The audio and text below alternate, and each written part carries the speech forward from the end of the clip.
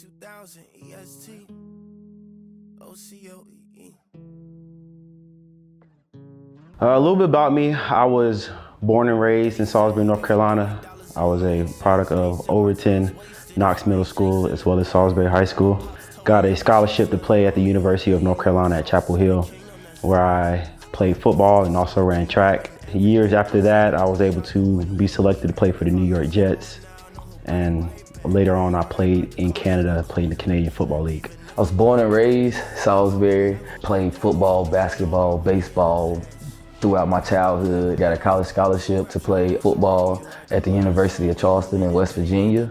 And I went overseas for 2 years and played in Sweden.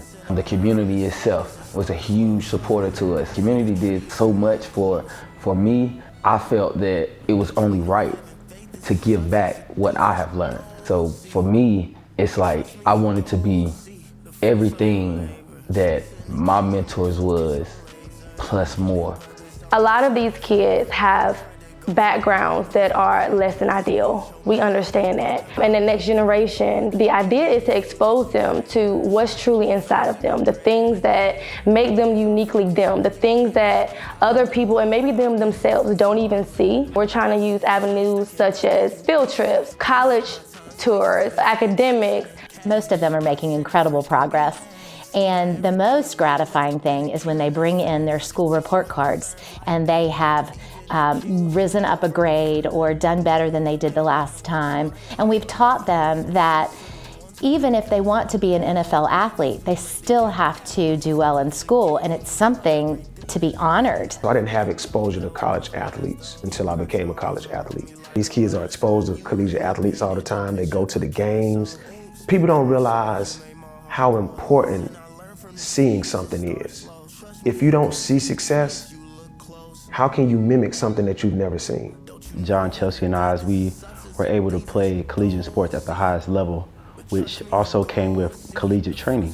So when you're able to do weight training, you're able to train those muscles, especially at a young age, you're able to prevent those injuries from even occurring. When you're lifting, they teach us how to breathe. When you're squatting and bench pressing, they teach you how to do it so that you don't mess up or you don't hurt yourself. They always push us to our limit because they love us. I think we're focused on the whole child. We're using football and track as a conduit to get to them. They are showing what family, what love, what community looks like, and they're being shown that from leaders within our community.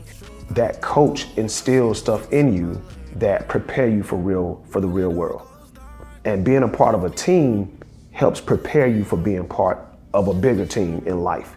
So those coaches instill that trust, that teamwork, that it's not about me, it's about the greater good of the whole. The impact that these guys are able to have on this community dealing with these kids is gonna change their life forever. Being a family on the field is just as important as being a family inside your home. Y'all have to work together. You're not going to always get along, but we try to foster where we're a team and we're going to have disagreements, but it's when we come together to become one that we're able to succeed on the field and off the field. And hopefully they're taking that to their own home and they're taking that into their schools and having that fostering type of mindset for them. Scripture that I love, it says, "A kingdom divided cannot stand." And I think one thing that we try to promote at Next Gen is this culture of unity, which speaks to the family aspect. And so that actually helps us to build the character of the student, right? So we don't hit our brothers. We don't pick on our brothers. We don't bully our sisters. We don't gossip about our sisters. So it creates this atmosphere where everyone feels safe and secure. And it also allows them to be able to trust each other with vulnerable moments in their lives. Like, we've had so many kiddos who've lost parents, siblings, and who are just kind of in a season where it's just very, very important that they have a family or someone to support them in some of the most toughest times of their lives. That made me feel good, knowing that people actually sit here and teach us, learn, watch us and stuff.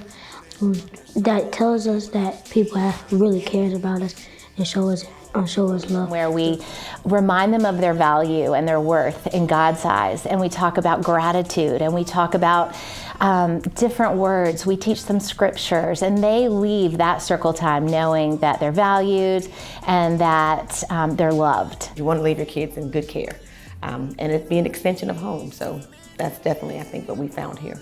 I don't think that Chelsea and Romar have scratched the surface of what they want to do and the vision that they really have for this. Every time they get an extra donation, you can see it in operation. If you care about children and care about giving people a hand up and not just a handout, this is the place to sow.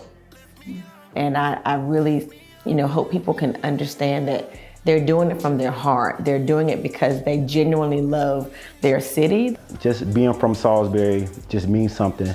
With John and I, we tell them a lot of times that we were actually in your footsteps.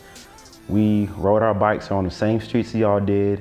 So just allowing these students to understand that, I think us over the last couple years, we've showed people that we're here to stay.